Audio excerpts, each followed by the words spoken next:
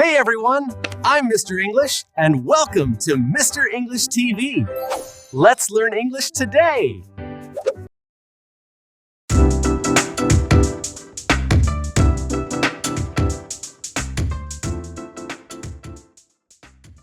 Hello everyone and welcome back to the channel. My name is Tom.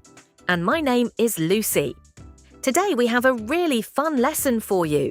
We are going to learn 10 phrases that native English speakers use every single day. These are not phrases from a textbook. These are real phrases, the kind you hear with friends, at school, at work, and in shops. And the best part, we are going to show you exactly how to use them. We will explain each phrase and then act it out for you so you can hear it in a real conversation. So grab a pen or just sit back and listen. Let's get started. Okay, so the first phrase we will look at today is, "What's up?" What's up? I love this one. So Lucy, what does it mean? So what's up is a very casual, friendly way to say hello or how are you. We use it with friends and people we know well. Exactly. You would not say this to your doctor or your boss. But with friends, you say it all the time. Right, and the most common answer is, not much or nothing much. It just means everything is normal. Perfect. Okay, let's show everyone how it sounds. Imagine we are walking and we see each other in the hallway. Let's go. Hey Lucy, what's up? Not much, just going to class. You? Same, see you later.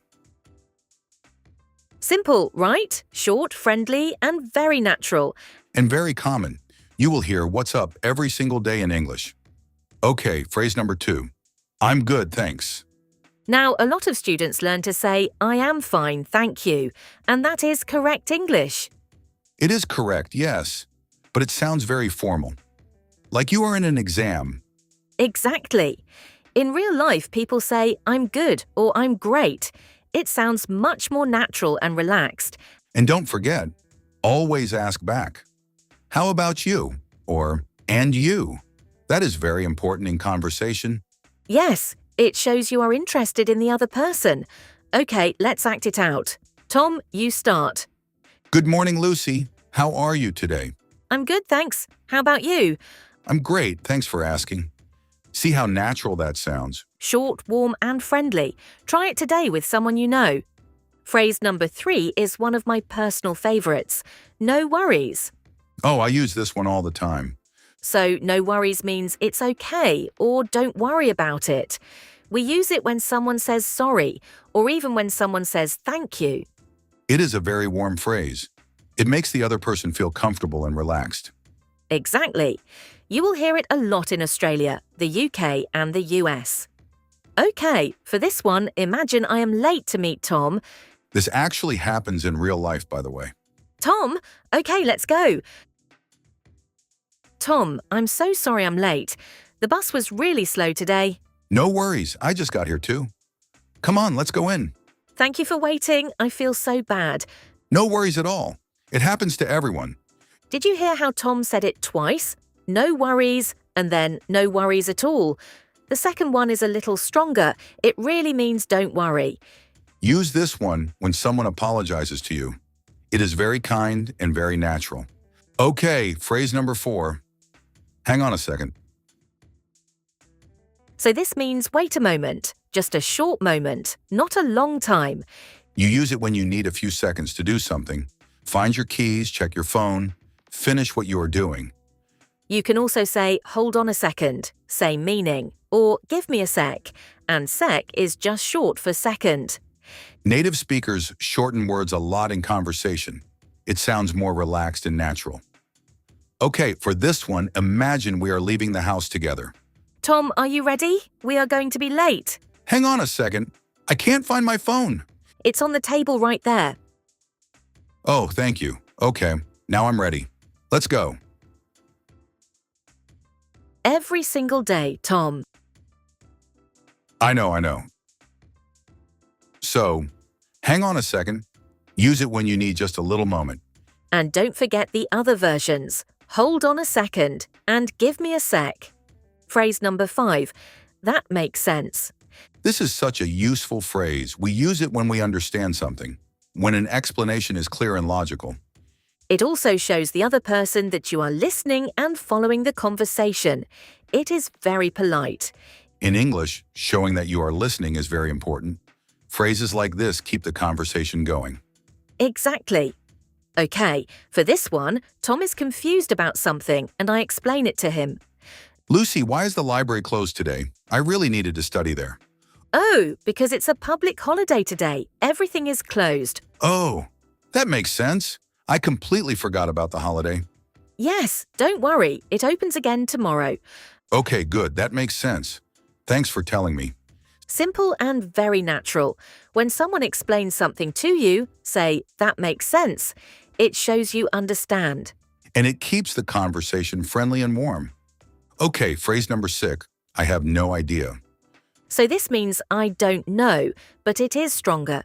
It means you really, truly do not know the answer at all. You can also say, I have absolutely no idea. And that is even stronger. It means, I know nothing about this. Zero information. 0. Okay, for this one, I'm going to ask Lucy for directions. Hey, Lucy, do you know where the new coffee shop is? The one near the park? I have no idea. I've never heard of it. Really? Someone told me it is very good. I have absolutely no idea where it is. Try looking on your phone. Good idea. I will find it. I have no idea. Use it when you really don't know something. And it is completely okay to not know. This phrase is honest and very natural. Phrase number 7, to be honest. Ooh, I like this one. So we say to be honest before we share our real opinion, especially when our opinion is different or when we want to be open and sincere. It also makes a negative comment sound softer and less rude. So instead of just saying, I didn't like it, you say, to be honest, I didn't really like it. It sounds much kinder. Exactly. You can also just say honestly at the start. Same meaning, same use. Okay, for this one, Tom and I just watched a movie together and we are talking about it. So Lucy, what did you think of the movie? To be honest, I didn't really enjoy it. I thought it was a little slow. Really, to be honest, I felt the same. The beginning was good, but then… Yes, it was too long. Honestly, I almost fell asleep. Me too. But the ending was good. The ending was great, yes. To be honest, that saved it for me. Did you notice how we used to be honest and honestly, both in the same conversation? Both are correct, both are natural. Use them when you want to share your real feelings about something. Phrase number 8, it depends. So we use it depends when the answer to a question is not simple, when the answer can change based on the situation. After it depends, we often add the word on. For example, it depends on the weather, or it depends on how I feel. This is a very important phrase because in real life, many answers are not just yes or no. Life is more complicated than that. Very true. Okay, let's show this one. I am going to ask Lucy some questions. Lucy, do you prefer coffee or tea? It depends. In the morning, I always want coffee, but in the evening, I prefer tea. Okay. What about weekends? Do you like to stay home or go out? It depends on the weather. If it's sunny, I love to go out. If it's cold and rainy, I stay home with a good book. That makes sense. Did you see that? Tom used phrase number 5 there too. Great review moment. It depends. Use it when your answer can change. And remember, it depends on, followed by the reason. Okay, we are nearly there. Phrase number 9. I'm looking forward to it. This is a beautiful phrase. It means you are excited and happy about something that is going to happen in the future. An important grammar note here, after looking forward to, we use a noun or a verb with ing. For example, I'm looking forward to the weekend. That is a noun. Or I'm looking forward to seeing you. That is a verb with ing. Never say, I'm looking forward to see you.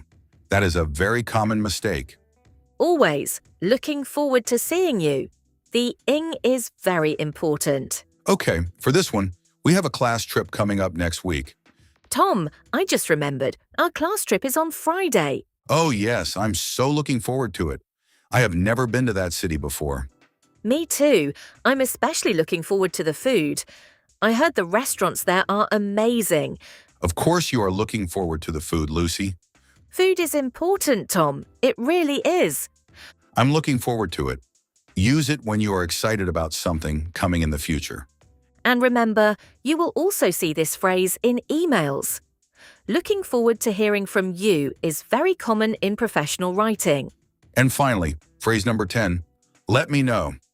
This is one of the most useful phrases in English. Let me know means please tell me or please inform me. We use it when we want someone to give us an answer or information later. It is polite, it is friendly, and you will hear it everywhere. In person, in text messages, and in emails. Okay, for the last one, Tom is inviting me to dinner at his place. Let's do it. Oh, how fun! I'm not sure yet. I think I might have plans, but I need to check. No worries. Just let me know when you decide. I will. And if I can come, should I bring anything?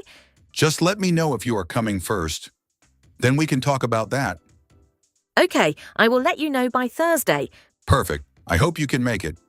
Did you notice? Tom said, let me know, and then I said, I will let you know. Both are correct and both are very natural. It is such a simple phrase, but it is so useful. Use it every day. And that is all 10 phrases.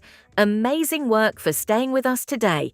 Let's do a quick review together. I will say the phrase. Lucy will tell you what it means. Let's go. Number 1, what's up? A casual, friendly hello. Number 2, I'm good, thanks. A natural answer to how are you? Number 3, no worries. It's okay, don't worry about it. Number 4, hang on a second. Wait a short moment. Number 5, that makes sense. I understand. Number 6, I have no idea. I really, truly don't know. Number 7, to be honest. Before sharing your real opinion, Number 8, it depends. the answer can change. Number 9, I'm looking forward to it. I am excited about something in the future. And number 10, let me know. Please tell me. Perfect. Now your challenge for today, try to use at least one of these phrases before tomorrow. Just one. You can do it with a friend, a classmate, a family member, anyone. If this video helped you, please give it a like and share it with someone who is learning English. See you in the next lesson. Keep practicing. You are doing amazing. Bye, everyone. Bye.